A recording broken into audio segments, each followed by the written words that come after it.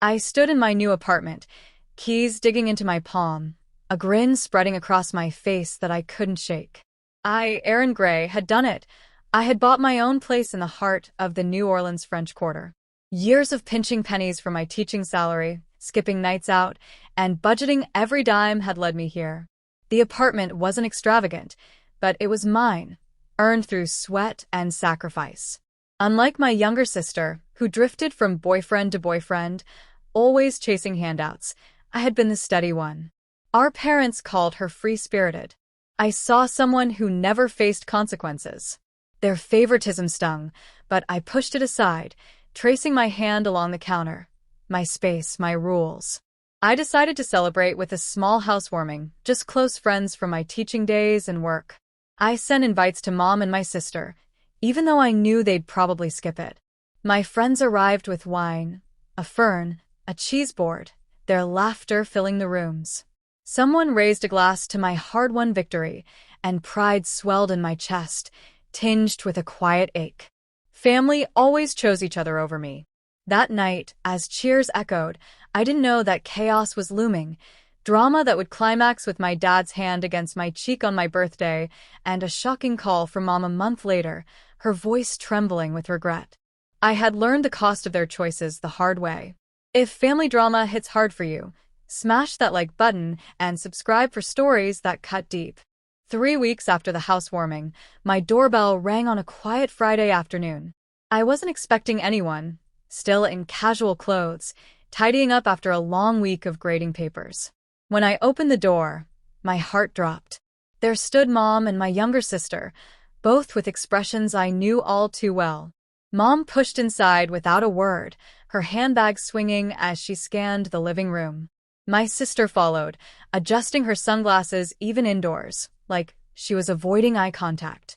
I closed the door slowly. Mom was already poking around my kitchen, opening cabinets, as if inspecting for flaws. "Aaron, you haven't prepared anything to eat. It's past 5 already."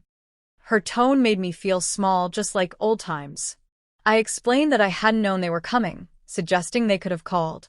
She dismissed it with a wave, a gesture that always brushed aside my boundaries. Meanwhile, my sister Jamie sat at the table, finally removing her glasses. She gave me that familiar look, the one signaling she needed something. The conversation turned quickly. Jamie announced her breakup with Joshua Hale. He expected me to cover rent after all those months together. Ridiculous. She sighed dramatically, letting the silence hang. Then came the request. She wanted to stay here temporarily, just until she got on her feet.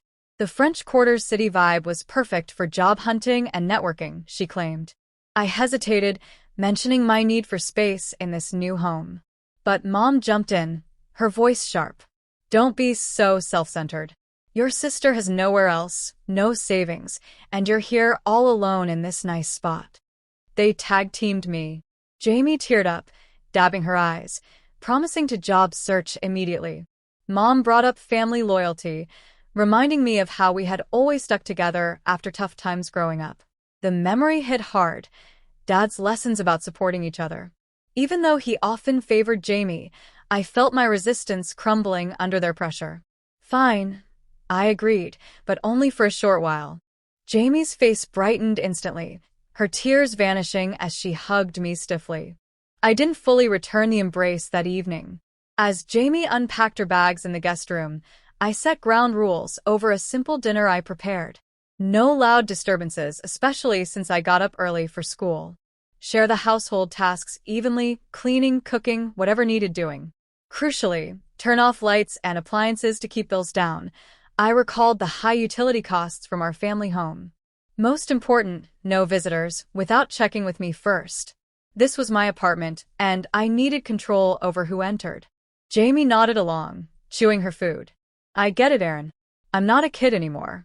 I'll prove I can handle this responsibly." Her words sounded genuine, more sincere than I'd heard in years. For a brief moment, hope flickered that she might actually change, turn things around. Yet underneath, a vague worry lingered.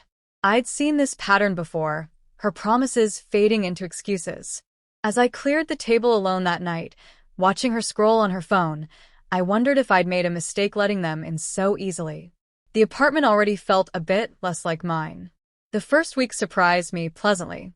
Jamie woke early some mornings, brewing coffee and preparing simple breakfasts like eggs and toast. She'd chat about job applications she'd send out, mentioning a few interviews lined up at local cafes or retail spots in the quarter. The apartment stayed neat, counters wiped down, floors swept without me asking. Coming home from teaching to a warm meal felt almost refreshing, a glimpse of the sister I remembered from childhood, before she drifted away. She'd even ask about my day, and we'd laugh over stories from my students. For a moment, I thought maybe this arrangement could actually work. But by the third week, cracks began to show. I returned one evening to find dishes stacked in the sink, crusted and forgotten.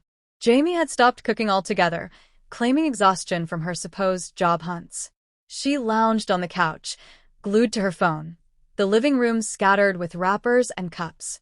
After a draining parent-teacher conference one evening, I found her exactly where I'd left her that morning, takeout containers littering the coffee table. I bit back my frustration and started dinner myself. But when the aroma drew her to the kitchen, I couldn't hold it in. We needed to address the chores we'd discussed. Nights grew worse. Jamie's phone calls echoed through the thin walls late into the evening, laughter loud and punctuated by music from her device. Neighbors, used to the quarter's ambient hum but not indoor chaos, knocked once to complain. I overheard her dismissing it the next day, groaning about a headache from the previous night. Her outings increased, coming home past midnight, sometimes stumbling, the scent of smoke and alcohol clinging to her clothes. Sleep became elusive, the disturbances pulling me from rest before early classes. I confronted her about the utility bill first. It had jumped noticeably, far above my careful projections. Long showers, water running endlessly, air conditioning cranked even on mild days. One morning over coffee, I showed her the statement, pointing out the spikes. Jamie shrugged. It's been humid lately, Erin, and job searching is stressful. I need to unwind. Her excuses rang hollow, avoiding any offer to contribute or adjust. Tension built as I tuned out her justifications, focusing on my own routines to preserve some normalcy. The real blow came mid-month while organizing my desk drawer for lesson plans. Cash was missing, a few $100s I'd stashed for emergencies. Panic surged, then suspicion, as I recalled Jamie's recent new clothes and accessories. I waited until she emerged from her room at noon, still in pajamas, and asked directly. Her face paled before denial kicked in. I wouldn't do that, she insisted, but her eyes darted away. Pressed further, she broke, admitting she'd borrowed it for interview outfits, promising repayment soon. Anger boiled in me. The betrayal was sharp, eroding the last threads of trust. This wasn't just messiness, this crossed a line. She retreated to her room, and I stood frozen, the apartment feeling tainted by her actions. About a month in, keys jangling and muffled giggles yanked me from deep sleep. I glanced at the clock. 4:15 a.m. Another late return for Jamie. But this time, multiple voices filtered through the hallway. I threw on a robe and stepped out, rubbing my eyes. What I saw stopped me cold. Jamie leaned unsteadily against the wall, her makeup smudged, arm linked with a stranger. He was tall, clad in a jacket far too heavy for the warm Louisiana air, his expression smug as he nuzzled her neck. Jamie spotted me and grinned. Hey, sis, this is Tyler Brooks. Isn't he great? His place fell through, so he's crashing here with me. Tyler barely acknowledged me, his hands roaming freely over her in the open, right in my home. Disgust rose in my throat. I demanded to know why she hadn't asked first. Jamie waved it off casually. It's no big deal. You said no guests without notice, but this is different. He's with me. I snapped, my voice steady despite the anger surging. This violated everything. Tyler finally spoke, his tone arrogant. Your sister said it'd be fine. Relax. Then they resumed their display, as if I weren't standing feet away. Heat flushed my face. The audacity, the disregard, enough. I ordered Tyler out immediately. Jamie's eyes narrowed. You're being ridiculous. He's staying. The argument escalated. Jamie hurled barbs, calling me jealous and controlling. I marched to her room, pulling out her suitcases from under the bed. Pack now, or leave empty-handed. She stormed after me, shoving clothes in haphazardly while muttering. Tyler lingered in the doorway, smirking silently. Minutes stretched as she zipped the cases roughly, knuckles pale.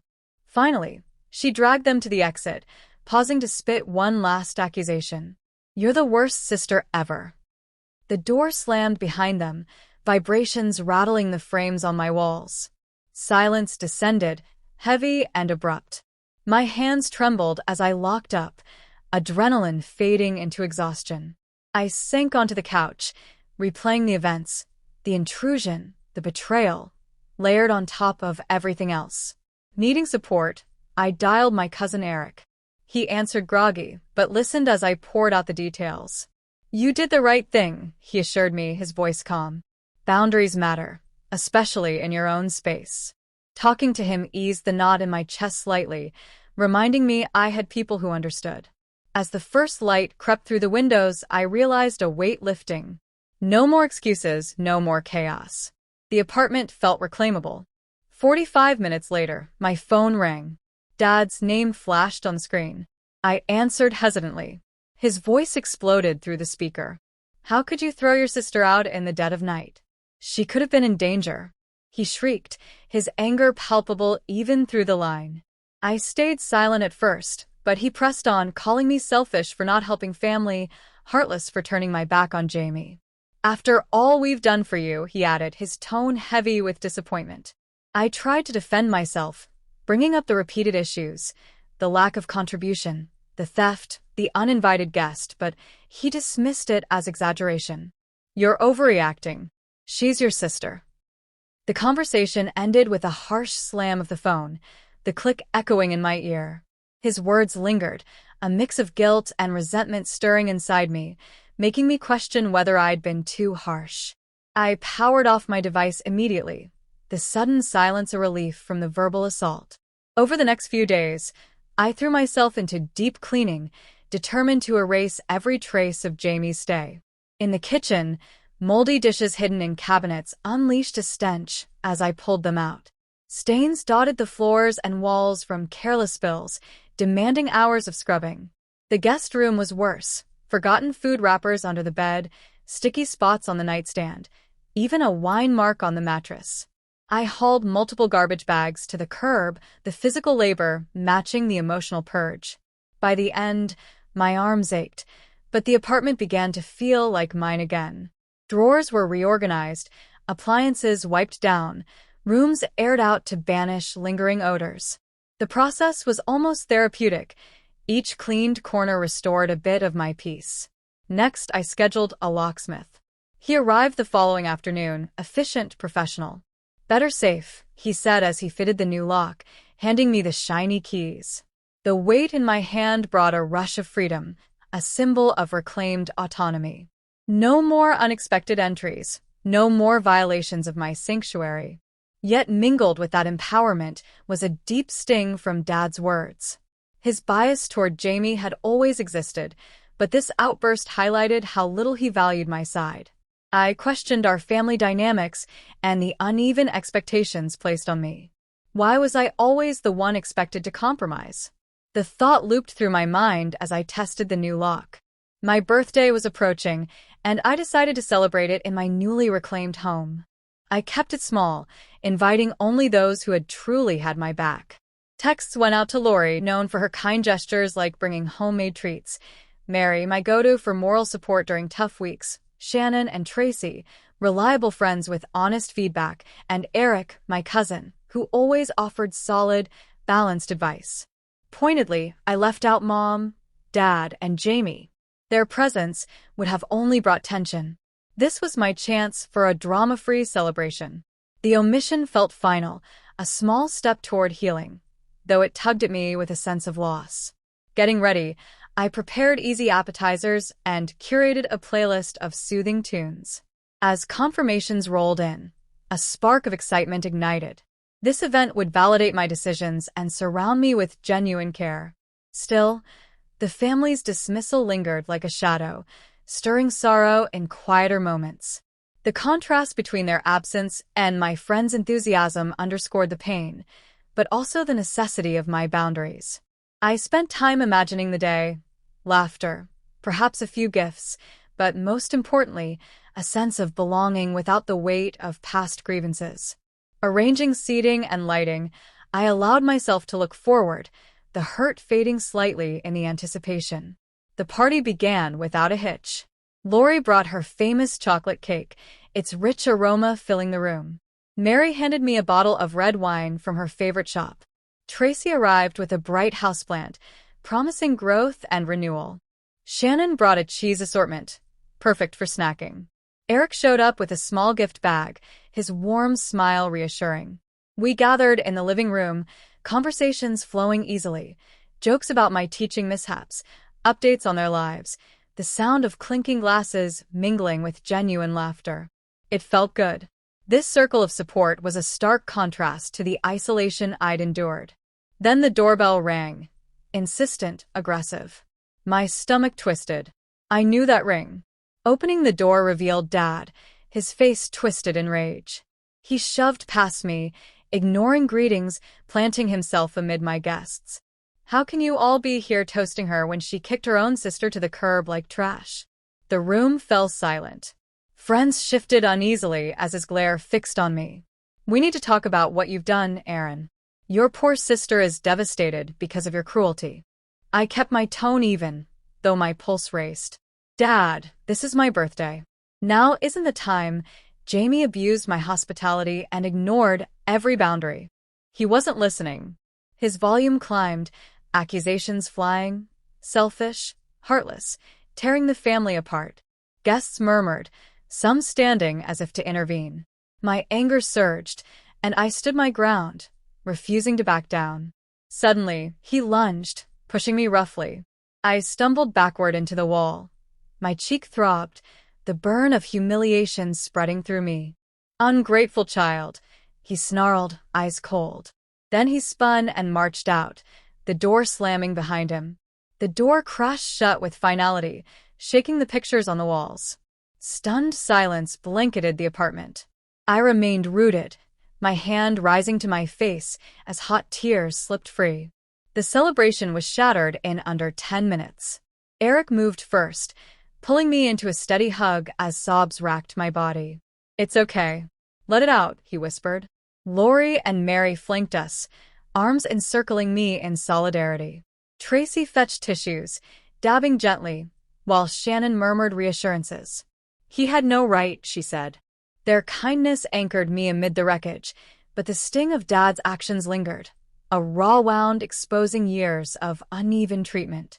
Together, they helped gather the scattered plates and glasses. I drew strength from their presence, vowing to process this betrayal later. A month later, Eric called with updates. He'd heard through family channels that Jamie and Tyler had relocated to Mom's house. What had started as a temporary fix had quickly spiraled. They hosted gatherings that stretched into the early hours, music blaring loud enough to prompt neighbor complaints. One night, police even arrived after a disturbance report. Mom had tried intervening once, but Jamie shoved her aside during an argument, leaving her bruised and shaken. Bills piled up from unchecked utilities, and the house sank into a disarray of empty bottles and discarded items. Then Mom's number lit up my screen. I almost ignored it, but curiosity won. Her voice cracked, softer than I'd ever heard. Aaron, please don't hang up. I need to talk. She paused, breath shaky. You were right about everything. Jamie and that man have overtaken the place. They don't lift a finger, just create mess after mess. Tears choked her words as she described the parties, the disruption to the neighborhood, and the shove that had left her reeling. Memories of Dad's outburst and years of favoritism flooded back. Her admission came too late, laced with desperation. Mom, you chose this path, I said, my voice steady, though my chest ached. Always defending her, making excuses while I bore the brunt. You need to handle this yourself. Your favorite daughter is your responsibility now. I ended the call firmly, then blocked her number. No more intrusions. No more guilt trips. The decision brought a finality that settled over me like calm after a storm. Word filtered through Eric about the aftermath. Mom pursued an eviction lawsuit against Jamie and Tyler. The process dragged on, court dates and legal fees draining her savings. Neighbors' testimonies about the disturbances strengthened the case. But the stress wore her down, sleepless nights, mounting costs from lawyers and repairs.